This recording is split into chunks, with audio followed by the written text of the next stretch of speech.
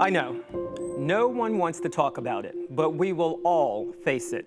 It's a tough topic, and we'll tackle it like we tackle all tough topics on Solutionaries, by having the difficult conversation.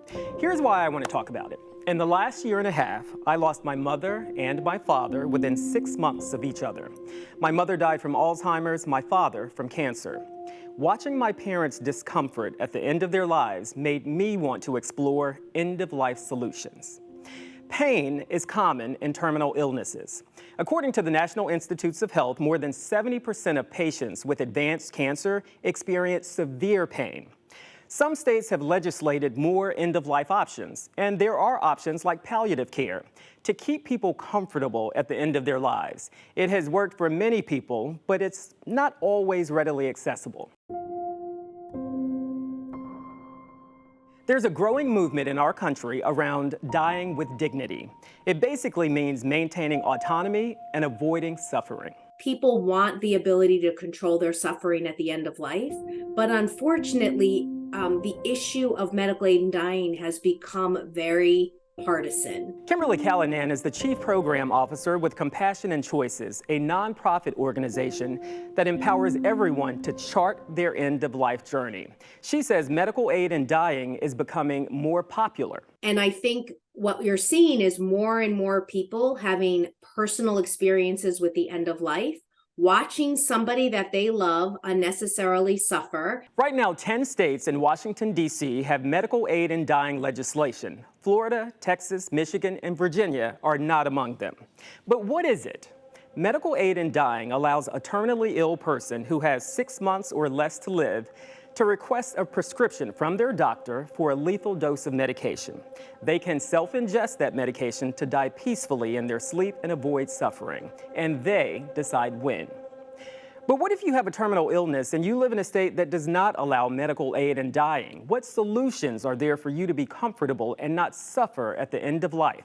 We're exploring palliative care. So palliative care is really months and years before hospice. Nita Robbins is a nurse practitioner in palliative care for a company called Amedisys. And it's very different in that palliative care manages symptoms in the home: pain, shortness of breath, depression, nausea, vomiting, while a patient is still seeking aggressive treatments or aggressive therapies. She is currently caring for 74-year-old Joseph Nicolella. 3 years ago, I was diagnosed at stage 4 prostate cancer, which meant it was already spread, it's already in the bones, it's already moved about, yet I had no symptoms. I was playing golf 5 days a week and doing my thing. Nicolella went through a series of radiation and chemo treatments, but nothing has worked. His doctors say he now has months to live. Even though I have had numerous treatments, a lot of it's related to my genetics. So it's not a matter of that these things won't work for other people. They just didn't work for me. Prognosis isn't very good right now. It's, I would say, under a year. That rolled off your tongue so easily. How does it feel to say that?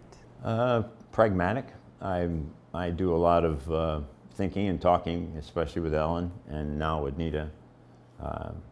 I'm being a realist that once you have this condition, the best you can do is to live a quality of life for the time that you have left. You know the end is coming. Am I happy about it? No. By myself, I'm not so happy. But we've had lots of discussions. Are you afraid? Certainly. What makes him emotional is thinking about his grandchildren. Here she comes.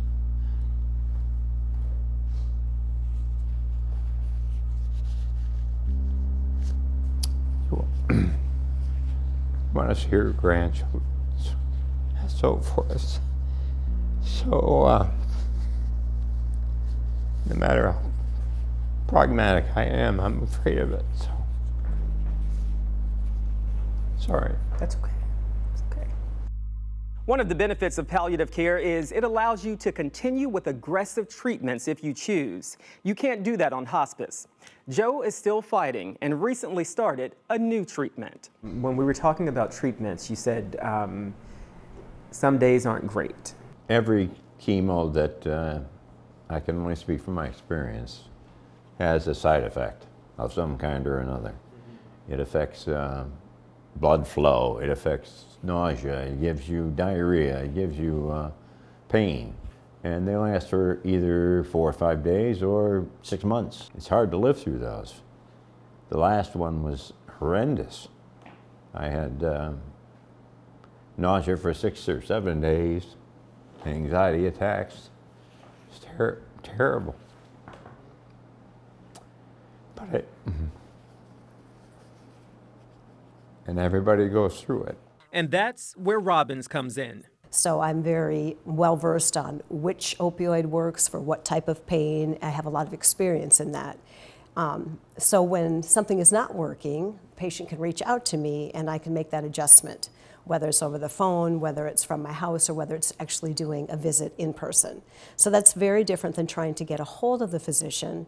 Oftentimes patients call, they leave a message, and it might be 3 or 4 days before they're able to get to their physician. So what does that mean? It means a patient sits at home and is in pain, or they end up going to the hospital. One of the drawbacks of palliative care is it's not always available everywhere outside of hospitals. For example, Robbins' company, Amedisys, is the only company in Lake and Sumter counties that sees patients in the home, which is important for many people. I know in the hospital that they have palliative teams that go around and see patients and see families, but because there's so few palliative providers in the area, I think that's why people don't really know that it's a service that is even available. Were you familiar with palliative care? No. Before? Okay. No. I got familiar with it because my wife pursued it. And she had read about it, heard about it, and contacted a couple people. But there wasn't anything local. I didn't want to do it because it sounded like, here's the end.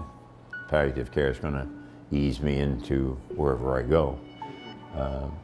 But what I learned from participating in it is that it's made my life a lot easier. It's still degrading, but it made it a lot easier. We'd like to hear what you think about the topic. Leave us a comment below. And be sure to subscribe to our Solutionaries channel. We're just getting started.